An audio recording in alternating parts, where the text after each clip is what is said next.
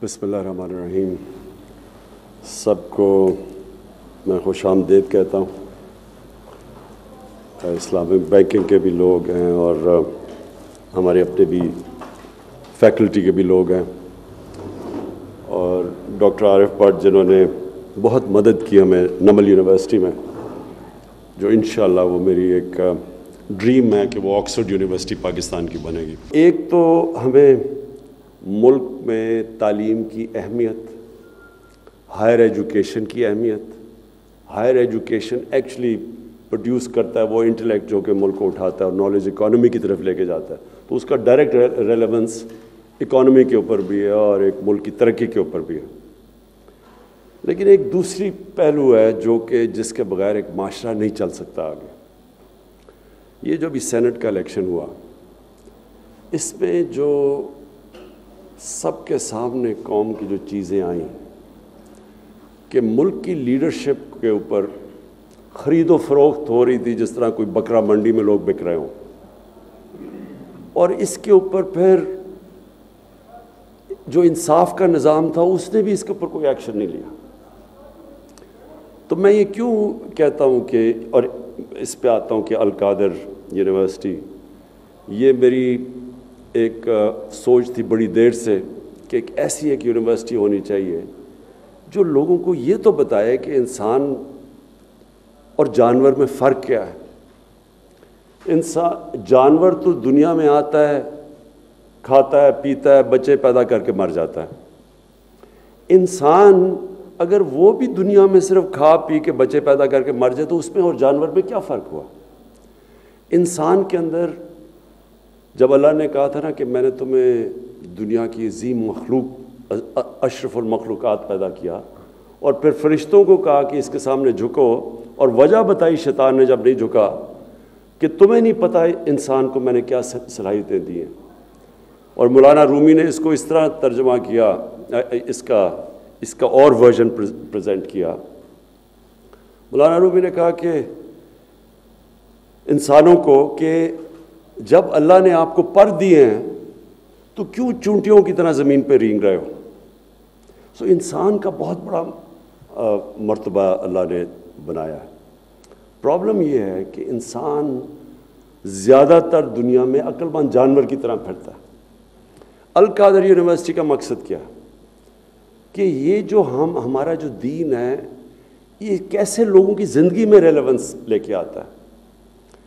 बदकिस्मती से मस्जिद में जो जाते हैं और जो मस्जिद से बाहर निकलते हैं उसकी रेलेवेंस नहीं होती, जो कि इस्लाम की जो बेसिक एक इंसान को कैरेक्टर बिल्डिंग होता है, उसमें अच्छे बुरे की तमीज़ बताता है, उसमें ज़िंदगी में आने का मकसद बताता है, वो मस्जिद के अंदर वो ट्रांसलेट नहीं हो रहा है इंसान की ज़िंदगी के ऊपर।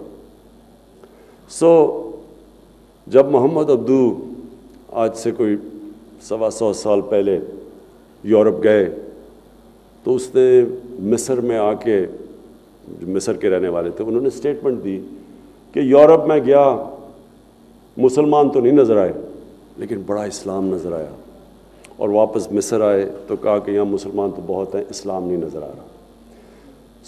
मेरा पॉइंट ये है कि हमारे पास एक इंटेलेक्चुअल, एक ऐसी यूनिवर्सिटी होनी चाहिए जो कि वो स्कॉलर्स प्रोड्यूस करे जो लोगों को एक, जिस तरह एक अज़हर यूनिवर्सिटी ने एक दफ़ा मुसलमानों के अंदर, वो भी एक सेंटर था लर्निंग का, सारे जाते थे, स्कॉलरशिप होती थी, बड़ी बड़ी डिबेट्स होती थी, बड़े बड़े यानी जो टॉप हमारे साइंटिस्ट थे वो उनका जो अंडरस्टैंडिंग दीन की थी और कुरान की वो भी बहुत थी। ये बड़े बड़े साइंटिस्ट थे, तो साथ साथ चल रहा था, साइंस भी चलती थी और उनको दीन की भी समझ थी।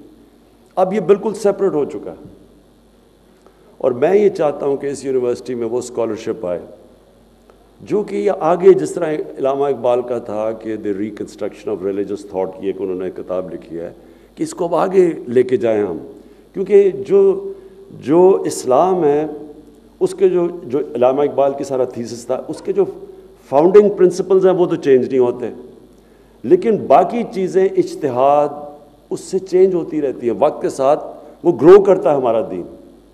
वो स्टैग्नेट नहीं करता, और वो तब करता है जबकि स्कॉलर्स उस कैपेबिलिटी के हों जो कि डिबेट करके थॉट प्रोसेस आगे लेके जाएं। तो अल कादिर इंशाअल्लाह मेरा वो विज़न है कि ये हमारे मुल्क में एक हमारी सोच को डेवलप करेगा। इस वक्त जो हमारा यूथ है वो इतना मुतासर है मगरिब से, मगरिब की टेक्नोलॉजिकल प्रोग्रेस से, उससे वो इतने मुतासर हो गए हैं कि वो रियलाइज़ नहीं करते कि उसमें बड़ा फ़र्क है। एक माशरा टेक्नोलॉजी में तो आगे चला जाएगा, लेकिन क्या उनकी एज एक इंसान होते हुए उनकी ग्रोथ हो रही है या नहीं? क्या वो सही रास्ते पे जा रहे हैं या गलत रास्ते पे चले गए? और ये हमेशा दुनिया की तारीख आप पढ़ें तो कोई भी ऐसा सिविलाइजेशन नहीं है जो कि हमेशा के लिए ऊपर जा रहा है। वो ऊपर गए हैं, फिर किसी कोई ऐसा वक्त आता है कि वो गलत रास्ता पकड़ लेते हैं और वो नीचे आना शुरू हो जाते हैं। तो हम, क्योंकि मैं मगरिब को बाकी सबसे बेहतर जानता हूँ और मैं ज़्यादा मगरिब में पूरी तरह रहा भी हूँ और एक हिस्सा रहा हूँ माशरे का, मैं आपको ये बता दूँ कि उनमें कई अच्छाइयाँ हैं और वो अच्छाइयों की वजह से वो ऊपर जाते हैं। उनकी इदारे हमारे से ज़्यादा मजबूत हैं और मुझे बड़े अफसोस से कहना पड़ता है उनकी अखलाकियात हमारे से बहुत ज़्यादा है। जो उनकी मॉरल स्टैंडर्ड्स हैं, और मोरालिटी में वो नहीं बात कर रहा कि मैं सिर्फ उनकी सच्चाई की बात कर रहा हूँ। उनकी आप पार्लियामेंट में चले जाएं, उनकी जो लीडरशिप की छोटी छोटी चीज़ के ऊपर वो, ये तो बड़ी दूर की बात है कि ये पैसे, एक कैंडिडेट का बेटा पैसे ऑफ़र कर रहा है और वो नेगोशिएट कर रहा है कि जी कितनी कीमत लगाएगी अपना ज़मीर बेचने के लिए, इसका तसव्वुर भी नहीं है वहाँ। छोटी छोटी चीज़ों के ऊपर अगर वो कैरेक्टर ना हो लीडरशिप का, वो डिस्क्वालीफाई कर देते हैं।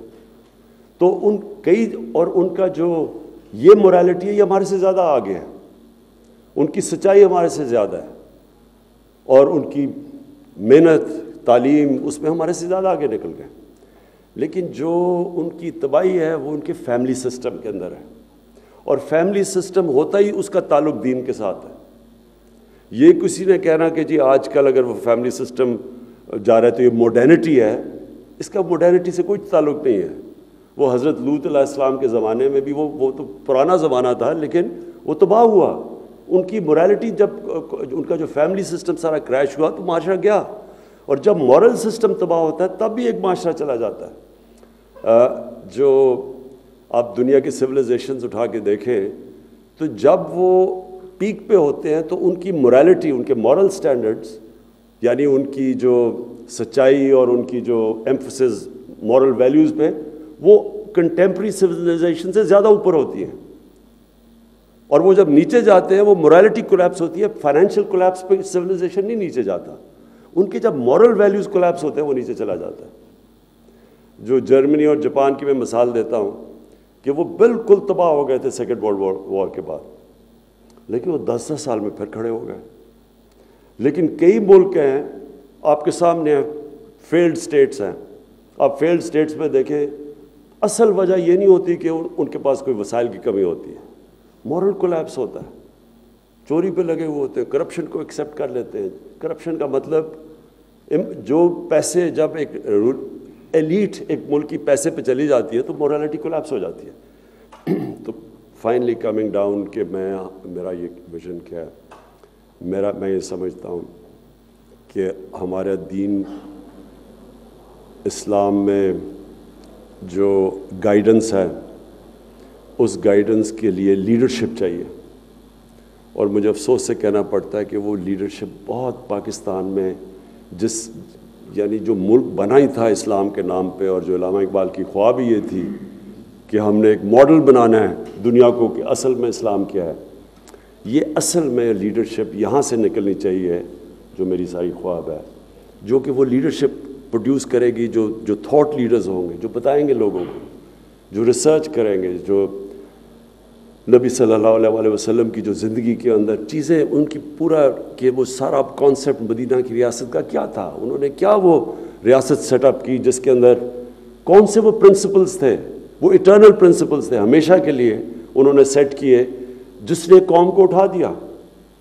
और फिर वो क्या कैरेक्टर बिल्डिंग उन्होंने लोगों की क्या की कि जो उनके करीब था सब लीडर्स बन गए। कभी भी दुनिया की तारीख में इतने थोड़े टाइम पे इतने अजीम इंसान नहीं हुए जो कि उस ज़माने में थे। और वो सब उनकी मिसाल देख के, उनके कैरेक्टर को देख के, सब उन्होंने सारे माशरे की कैरेक्टर ऊपर उठा दिया और माशरे को लीडर्स बना दिया।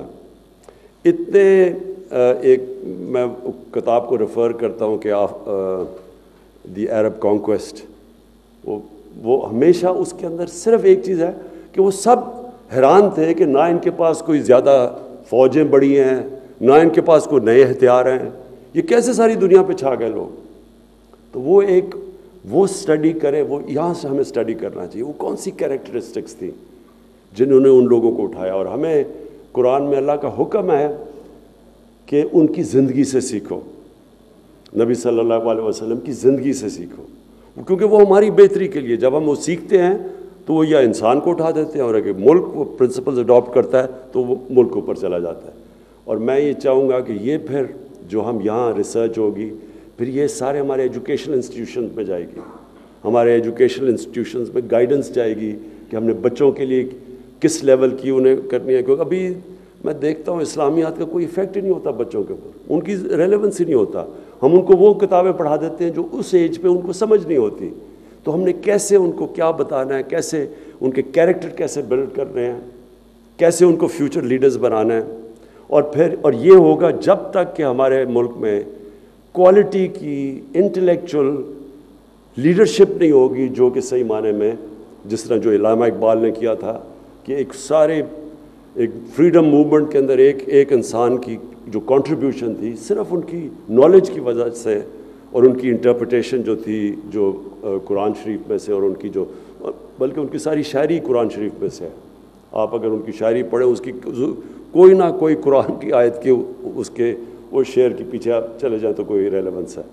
तो उस तरह की इंशाल्लाह यहाँ मेरी सोच है। सितंबर 1 को हमारी ओपनिंग डेट है इसकी, और उसके लिए अब से पूरी तैयारी करेंगे। और जो इम्पोर्टेंट चीज़ मैं सिर्फ आखिर में, हमने जो बड़े बड़े दुनिया में बड़े नाम हैं मुसलमान स्कॉलर्स के, मगरब में जो हैं बड़े बड़े नाम हैं जिन्होंने काम किया हुआ, किताबें लिखी हुई हैं, सैयद नासिर हुसैन जैसे और